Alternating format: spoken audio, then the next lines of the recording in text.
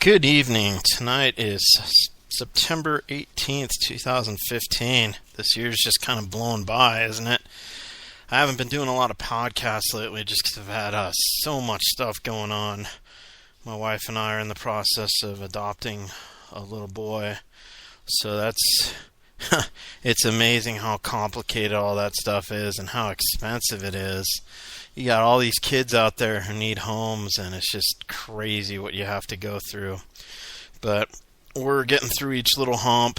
We're taking it very patiently. We've already run into a couple of snags, but we go on, and as things unfold, I might do a little update here.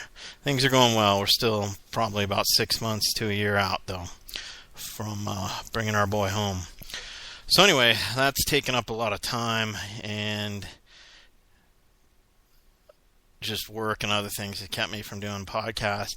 So tonight, originally, I was going to talk about some military-related subjects.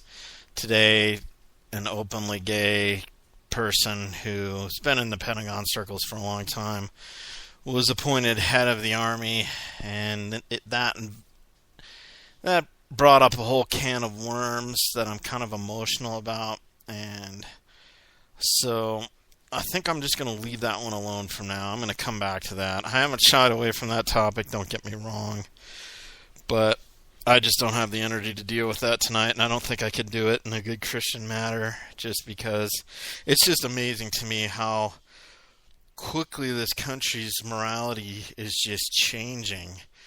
Still, something like over 70% of the people in this country claim to be Christian, but you look at what we Christians are advocating, and it's definitely not what's in the Bible. I would say, I'm not the judge of who's a Christian and not. Only God can do that.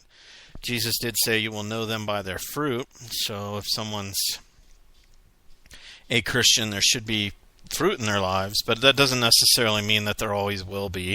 It's just that's one way to know them. It doesn't mean that necessarily in all cases, they might be Christians. It's just you can't tell because they're so blurred into the world, and that's a whole nother theological topic, and again, I don't want to get into that tonight. But the best strategy if you're a Christian, obviously, is to just draw closer to Jesus and try to let Him and the Holy Spirit just sanctify you daily. And I will say this, with the rate the world and this country's going, a lot of people made a big stink about all the blood moons and how they coincide with the various Jewish feast days and holidays that are coming up, which, to be honest, I kind of forgot exactly what they were. I'm a Gentile Christian. I don't get into that stuff too much. Maybe I should more, because I think they're celebrations that are relevant for Christians as well. I just haven't done it, to be honest. And at first I was like, wow, this is fascinating stuff, all this thing. And then I kind of was like, you know what? Nothing's going to happen here. And so far it hasn't. I will say this, though. I guess some of the final blood moon's going to be right around when the Pope's speaking, and I think the Pope's going to tie in his speech to Agenda 2030, which is Agenda 21 on steroids. And if you don't know what Agenda 21 is, go ahead and search that on the internet. There's all sorts of stuff out there. Behind the Green Mask is a good book, supposedly, about Agenda 21. I haven't read it yet, but I'm hoping to. And it's not even written by a wacko Christian conservative. It's actually written by someone who's a very left-leaning person who really started researching this Agenda 21 and was just amazed by what they saw, so they wrote a book exposing it.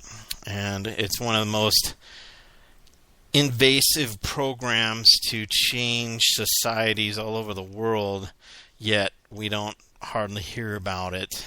It's pretty amazing.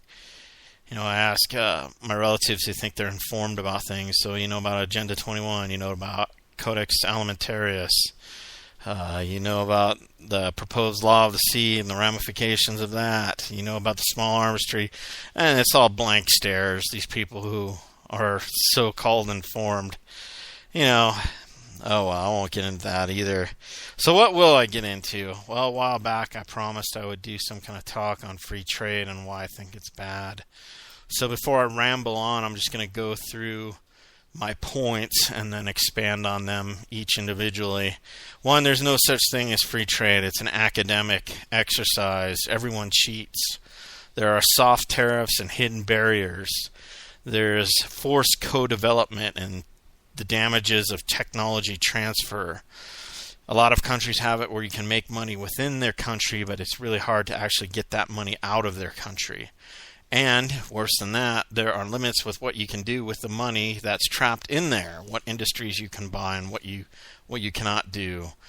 There's dumping, undercutting, where basically foreign competition decides they're going to sell stuff at below the cost that it takes for them to make the products, to drive indigenous production of those products out of business, and then they can control the market and charge whatever they want. There's the national security issues of being over-reliant on foreign goods like electronics. There's a concept called chipping, how technology is going to bleed from that has military applications into your trading partners' militaries needs to be more in consideration. And lastly, something that I guess isn't taught very much, but you need to go back in history and look at the concept of mercantilism, how economic development was viewed as a means of national power expansion. That hasn't gone away. Every other country in the world does it. The United States does it, but not really, and we get taken advantage of all over the place. So those are my big points. Let me take them on in depth, each one at a time. There's no real thing as free trade. Let's look at, say, Japanese cars. We classify their, and this information is old, so things could have changed, but this is kind of how things were. I got some of this information from the book Agents of Influence, which was written in the 90s. And basically, like trucks, Toyota trucks for a long time weren't classified as trucks so that they can bring them into the United States, classify them as cars so they wouldn't have to have all the stringent safety standards that American manufactured trucks had to have. There's also a limit on how many cars we can export to Japan. Japan is free to bring hundreds of thousands of cars into this country, but we're limited to something like, I forget what it was like 5,000, maybe 50,000. And, part of the problem is Japanese say, well, we drive on the other side of the road, so no one wants to buy your cars because the steering wheel's on the wrong side. It's all about economies of scale. Does it really makes sense for Ford or GM to build cars with the steering wheel on the other side? I mean, they do in England, I guess. But for exporting it into Japan when there's only a limited amount of cars that can be pushed in there.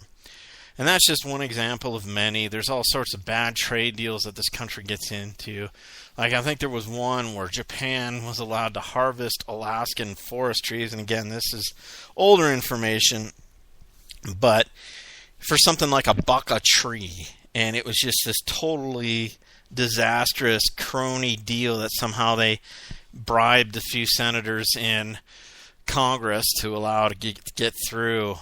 And everyone cheats. I mean, Boeing cheats. The European Union, I thought this was funny, was complaining that Seattle was offering Boeing all these tax incentives to have Boeing based around Seattle in Washington. So they're complaining about the state of Washington, saying it was an unfair trade advantage, and it absolutely is. But what the EU and Airbus seem to forget is that they're a total government-supported entity that gets all sorts of tax breaks and was essentially created by the governments of the European Union, and there's all sorts of barriers they have. So this whole concept of free trade, it's academic. It doesn't exist in the real world.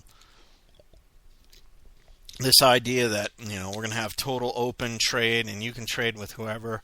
Plus there's the whole concept of exploitation too. The UN talks about how it's for everyone's rights and how it wants to provide the world a good standard of living, but there's never any talk about like maximum hours worked or a global minimum wage. It's basically exploit away.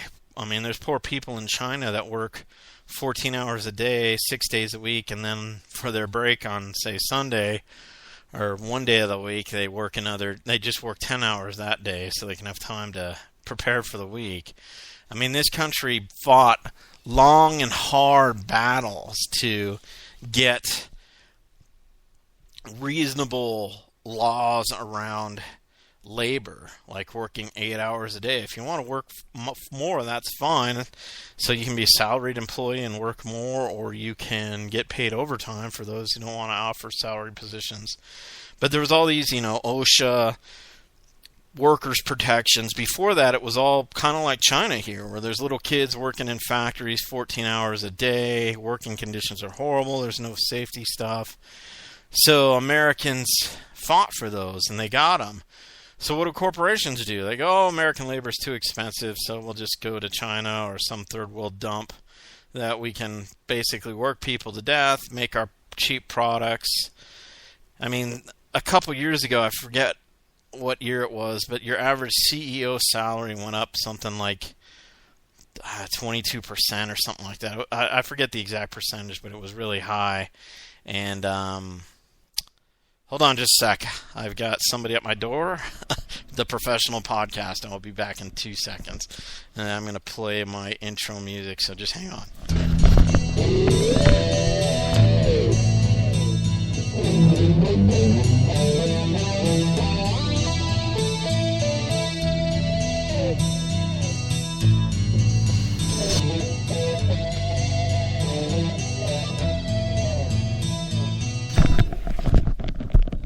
Well, there it is, live podcasting for you with my cat. He rips the heck out of the stuff going around the door, which was probably made in China, speaking of free trade, and I keep having to replace it. So when I hear him ripping it up, I go smack him. But he's in, so he's good for the night. Anyway,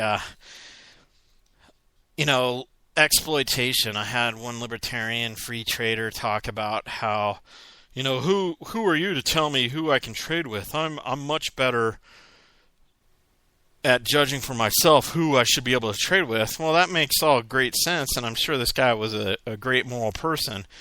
It's just the problem is so much of the world isn't, and our corporations aren't. They will certainly work people to death, and they can obfuscate it too. It's like, we just buy it from this third party. We don't really know where it came from, and they've got all the documentation right. You watch these documentaries on what goes on in China, how they'll roll two payrolls, one that they show to outside auditing interests, so Walmart can come by and say, look, everything's fine, see, the paperwork's all there, and then they've got a separate real books of what's actually going on, which Walmart, if they really wanted to know, could find out. And it's not just Walmart, it's all the big box stores. China Marts are essentially what they all are.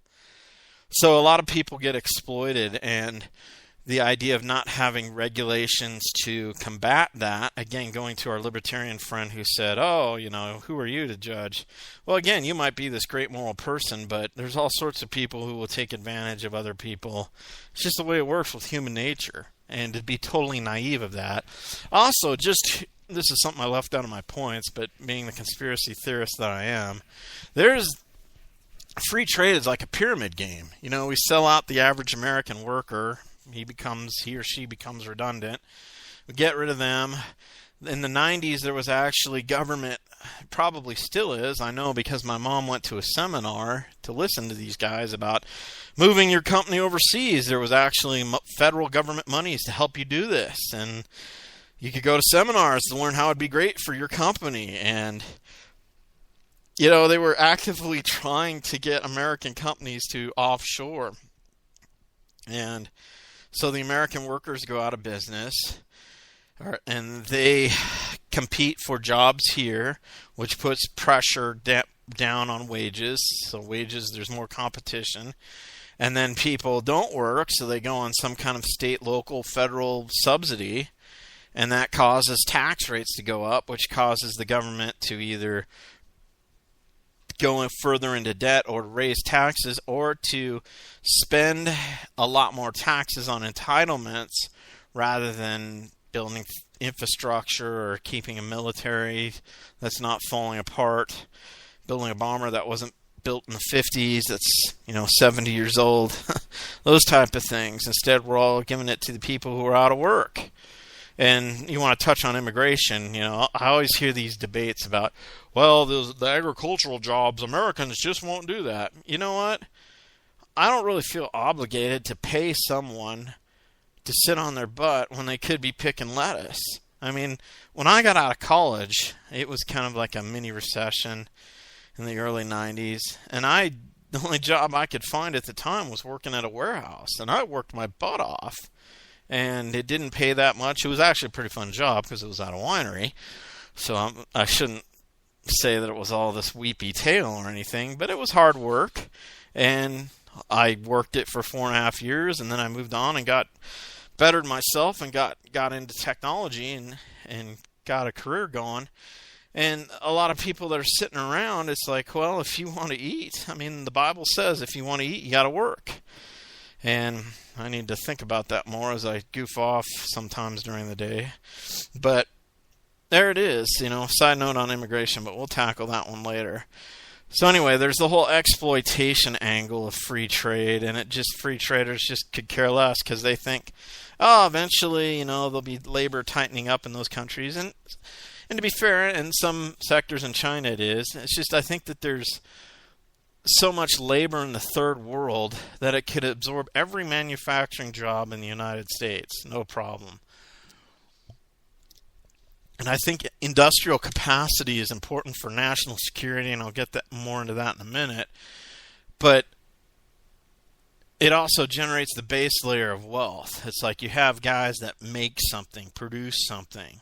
I understand in a modern economy that can be information products as well as physical items. But still, something's being produced. And it's a tangible or, again, information item that's worth something to other people. I mean, and then those people who make that, who generate that wealth, they go out to eat in their local areas and want services. So the service economy generates around that lower level of production. And then on top of that, you have the legal stuff, the financial stuff that all sponges off both the industrial and the service sectors of society and manipulate it to take that little bit of wealth that was created at the industrial level and try to maximize that out. But if you completely outsource your industrial sector, that lowest base level of economy, I don't think your service level is going to survive. I mean, just take a bunch of factories, move them to China, and watch what happens to the town around them. All those workers that used to go out to lunch at Bob Subs, they're no longer there. Bob Subs go out. And eventually that eats up through the chain of the economy. Now, an economist would argue that there's some efficiencies where if you outsource things to other countries, they do things really well. Maybe they do the simplistic stuff that you're not so much worried about for dirt cheap. So that comes back into your economy, and by outsourcing those pieces of it, your economy is much more efficient. I will give economists that argument, but it doesn't defeat all the other arguments that I'm going to be bringing up. So let's keep on marching through. So a lot of times there's soft tariffs. Local companies just won't do business with foreign companies, or there's all this regulation, red tape that local companies don't necessarily have to deal with. You go into China, you want to do something. There might be all sorts of hold-ups. Government officials need to stamp something, they won't. There's delays in your supply lines. Where the local guys, boom, they get everything they need. Boom, they blow right through, and boom, they're in business and working, and you're not.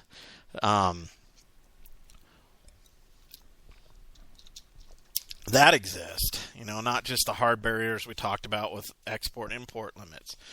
And there's all sorts of hidden barriers. Again, there's cultural things where people might want to, we don't want to buy this American stuff because we want to support great China and its quest to become a superpower and stuff like that. Again, bureaucrats dragging their feet. Another bad thing is forced co-development. A lot of countries will say, okay, Schwinn bikes, you can make Schwinn bikes here in Taiwan, but you can't just produce them by yourselves. You can't set up a factory. You have to partner with somebody. You've got to partner with a local company. And so Schwinn goes over there naively and says, okay, we'll do that. And they partner with a local company. The local company learns all of Schwinn's technology for how to make bikes. And then all of a sudden, out of this local company, it spins off another branch of their company under a different name, and they're producing Schwinn knockoffs at a tenth of the price of Schwinn's, and Schwinn goes out of business, or it just becomes a brand name that's sold. That's another thing a lot of the traders will do. Like Evergreen, the largest shipping company in the world, I believe, it's Taiwanese owned, and it's got the name of Evergreen. Oh, that's an English name. You just assume, oh, that's owned by some Western company. Nope. There's all sorts of examples of that where they tweak the names so that you're fooled into who really owns what. So forced co-development and technology transfer is a huge problem, especially when you're doing stuff with companies that a lot of their technology was developed on the taxpayer dime. Like, let's say Boeing. Boeing got all these huge contracts to develop military technology, and a lot of that flowed into the civil components of their products, and it was developed at the cost of taxpayers. And then they go over and say, okay, India, we want into your markets for planes because you protect it, or China. And China and India says, well, again, you have to partner with us. And so Boeing, who already has this technology developed, they don't care so much that it's going to transfer, because all they see is the short term. They're not looking at the long-term implications. So they've got this technology. It was paid for by others. So for them to leak it out a little bit, and they get short-term gains by promises to build a bunch of planes in China or India. But again, the technology leaks out, and then all of a sudden China has their own airline company that builds stuff based off Boeing U.S. taxpayer technology. Another big thing that happens is getting money out. One of my friends in college was Taiwanese and was related to a bunch of business interests in Taiwan. And one of the ways that they would get money out of China, because it was regulated. You can invest a bunch of money in China, but you couldn't just pull it out. There were limits to how much money you could take out. Oh, yeah, put your money into China. Sure, help build up their economy, employ their people. But when you want to take your profit out, can't do it. So the way they had to get money out, and this was in the early 90s again, things might have changed slightly, was they'd overcharge stuff on supplies. They'd say, in order for us to build this product here in China, we can use 2/3 of the stuff locally, but we're still going to need 1/3 of the stuff from Taiwan or another source. And so the Chinese would go, okay. So these Taiwanese company would pay their suppliers 3 or 4 times what the actual price was, and then the suppliers would kick back money to them. That was the way they got money out of the country. So again, that's just another way on how free trade's bogus. And then there's limits of what you can do with money. I mean, like say Mexico, you can go down and you can buy a condo in Mexico, but you don't own the land. You're leasing the land. It's not really yours, and they can come and take it when they want. A lot of countries have strategic stuff, even the U.S. does, but not nearly as bad as other countries. We seem to like to sell ourselves out continually. Is you can make a bunch of money in their country. Again, you can't necessarily pull it out, but there's limits to what you can buy. Oh, you can't buy that industry. That's a local protected industry. You can't invest in this land because we're going to use it to do this. So again, it's all bogus. Another thing that is done commonly with free trade is dumping. And what dumping is basically say like it costs X amount of dollars to process steel in China. And they say, you know what? If we sold it for less than it cost us to make, we can sell it on the American market, and we'll drive all the American steel mills out of business. And then once they're all out of business, we can charge whatever we want. Plus, we'll have the national security objective of making the United States totally reliant on foreign steel mills. And since these Chinese businesses are essentially government-owned and subsidies, they can take big losses for a couple years to drive out U.S. businesses. The Japanese were famous at doing this type of thing when it came to trade in the 90s with electronics components. So that's just another way how free trade's bogus. Another thing that needs to be looked at is the national security implications of, quote, free trade. Now, when you buy all your electronics from a foreign power, what happens if you're in a war and they suddenly say, yep, no more, sorry? Or you find out that your electronics products have a little back door, and all of a sudden hackers are accessing that back door and turning your drones off as they fly over Iran. You got this new Sentinel drone that's flying over Iran, but it's got all these Chinese components in it, and all of a sudden it kind of takes itself over and flies down and lands in Iran, and then all of a sudden there's all these Iranian and Chinese scientists looking at it. That's called chipping. You know, chipping can be done a variety of ways. You've got a U.S. diplomat, and he's driving along a car, and you decide that you want that car to crash. And it's got electronics from your country in it. So you just, with Wi-Fi, come in and turn a couple things off. The car system shuts down, and poof, off the bridge he goes, or she goes. Those type of things. That's huge. I mean, I saw stuff in the 90s, early 90s, where they were talking about all the industries that needed to be retained for the U.S. to have military superiority. And I think almost all the little industry checkboxes I saw, we've allowed to let go. We've allowed China and others to take them.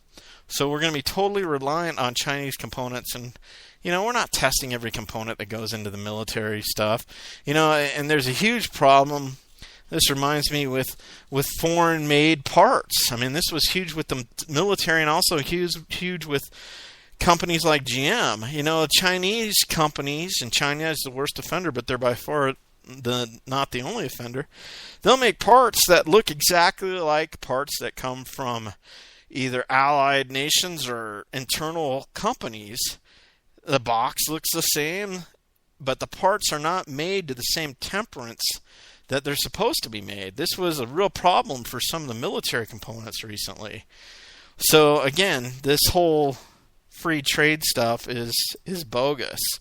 And again, what's really going on is mercantilism. It's the idea of basically you control all the manufactured goods, all the important stuff, and then your enemy is being reduced to just trading raw materials. So we give rice and Kobe beef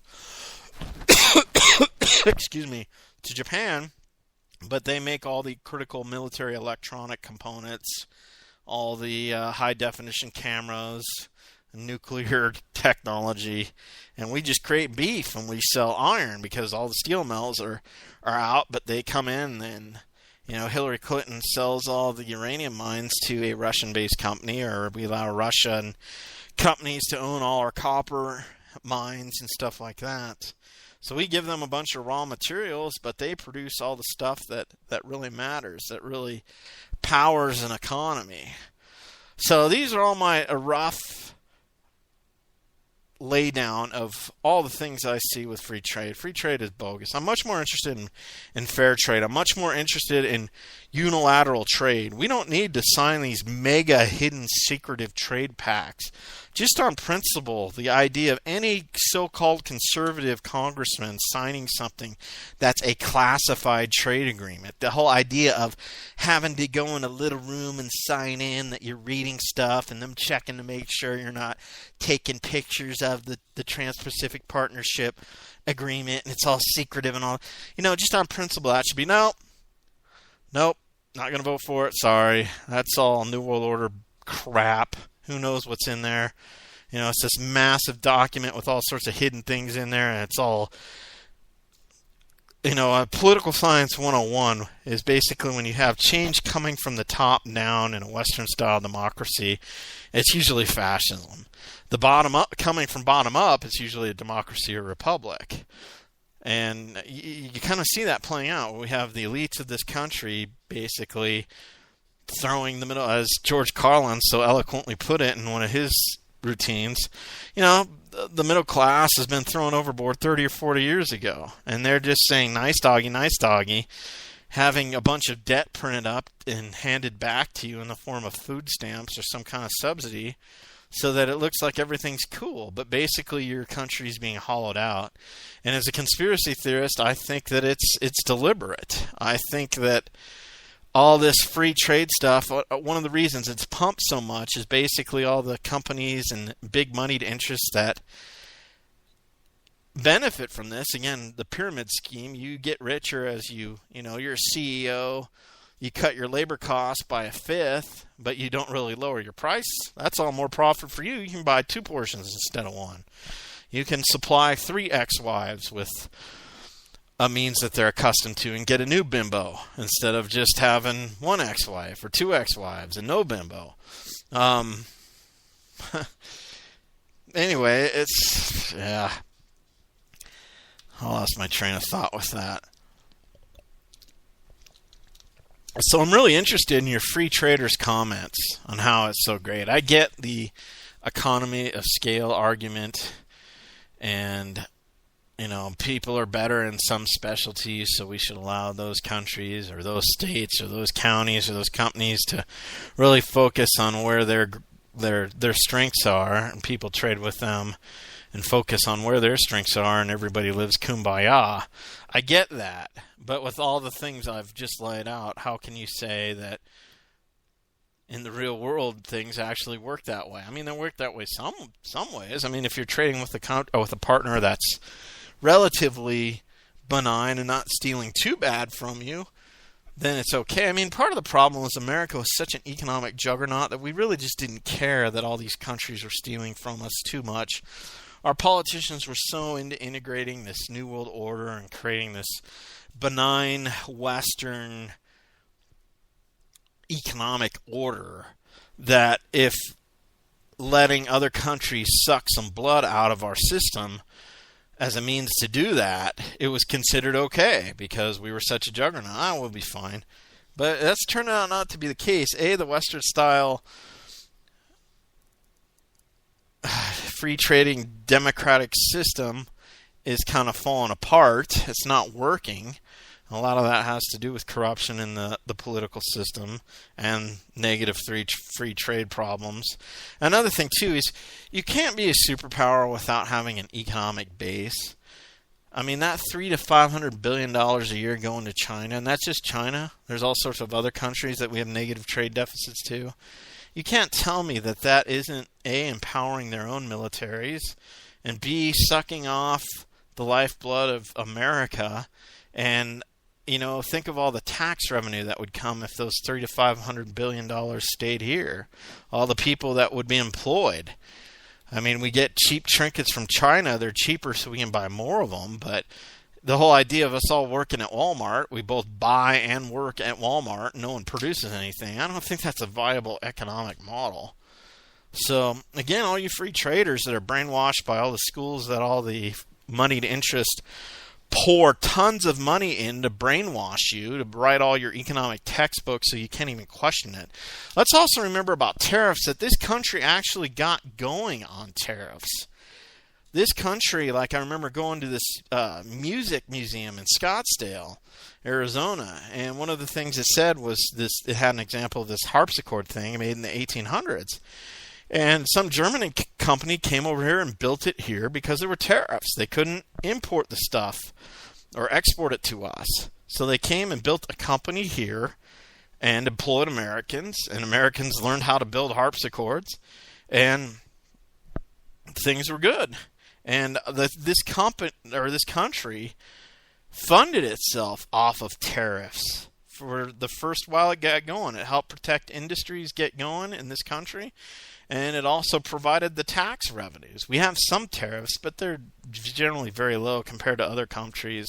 And again, other countries play all sorts of games with hard and soft barriers of entry and favoring their own production because they know that an economy is a means of power, and they're actually practicing mercantilism. Well, we're still operating on, because our politicians can live in a highfalutin lifestyle, because if Washington, D.C. is short of cash, they just print a bunch.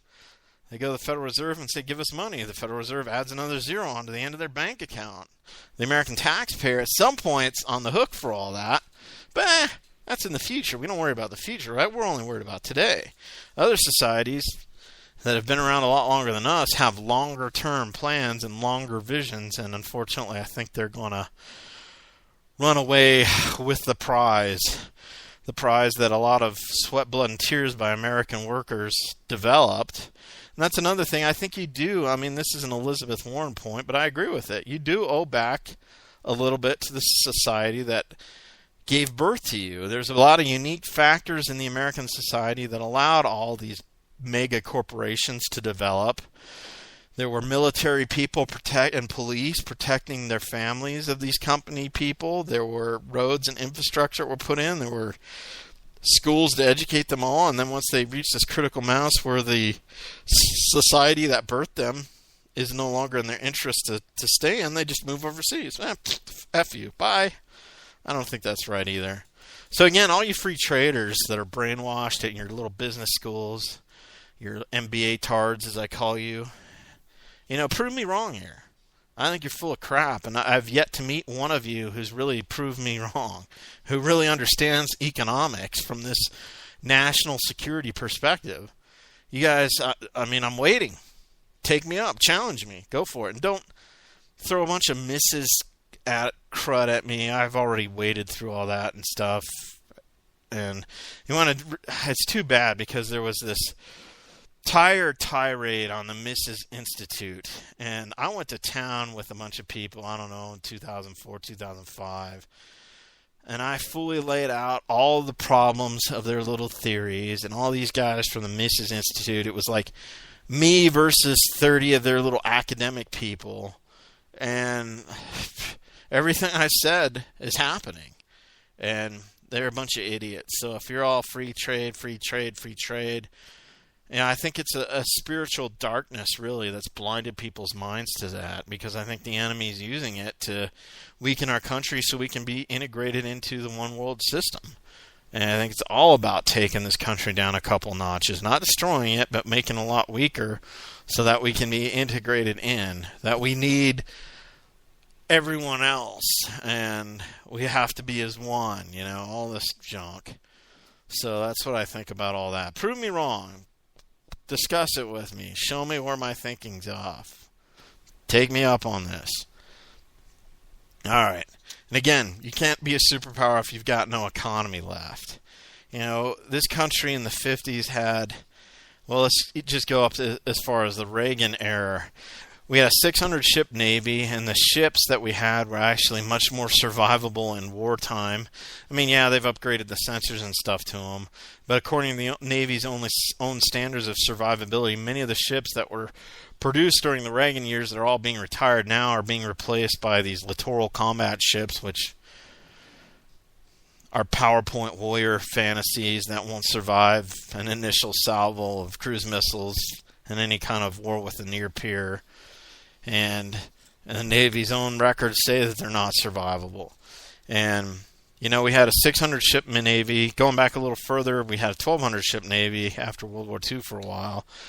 In the 50s, we had thousands of nuclear bombers. Now we've got 140, 150, something like that.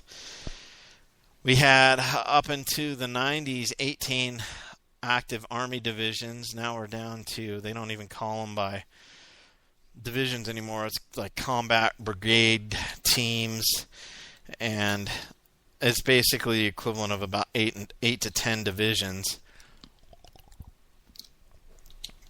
We had all sorts of different varieties of fighter planes that were specialty rolled. Now, because of the bean counters, we're trying to develop these planes that do everything that suck.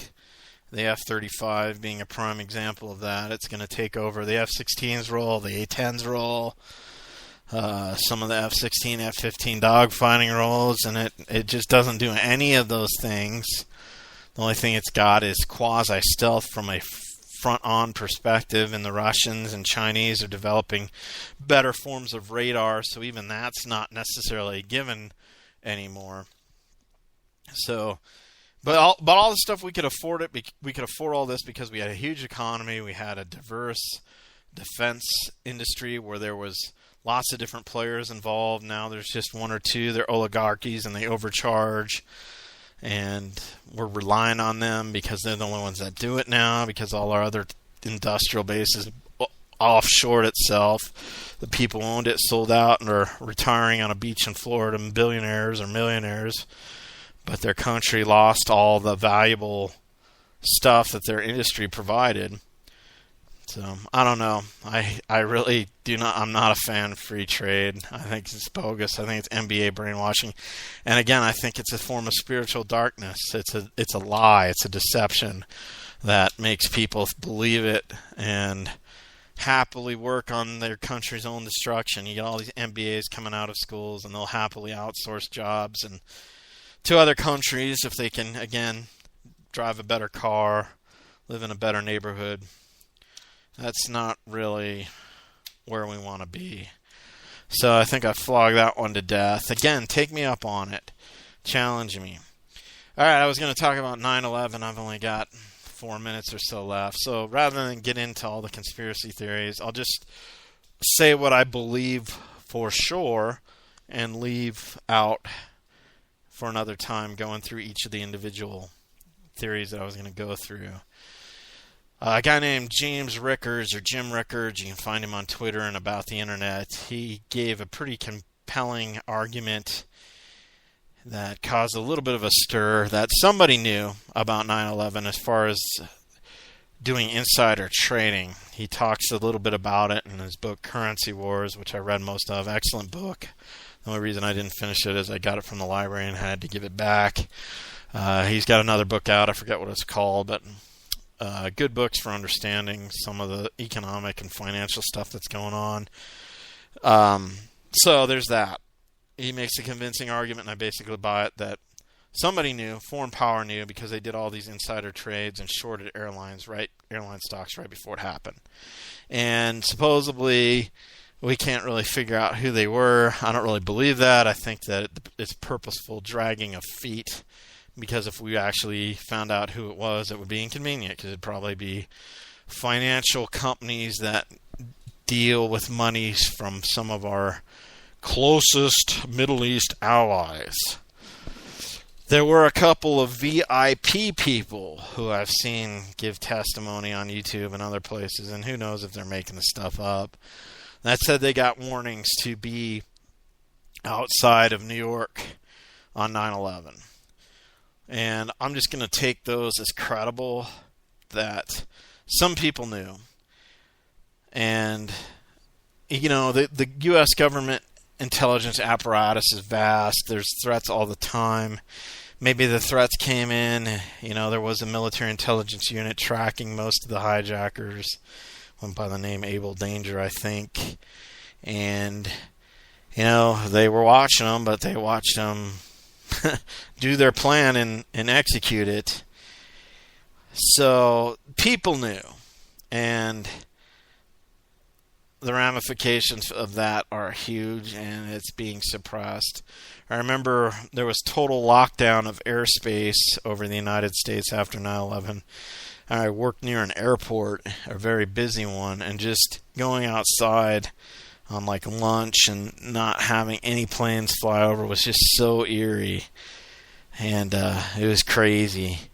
But anyway, we can get into all the other 9/11 conspiracy theories. I was going to go through them one at a time, but I spent too much time on so-called free trade. And again, I'm not against trading.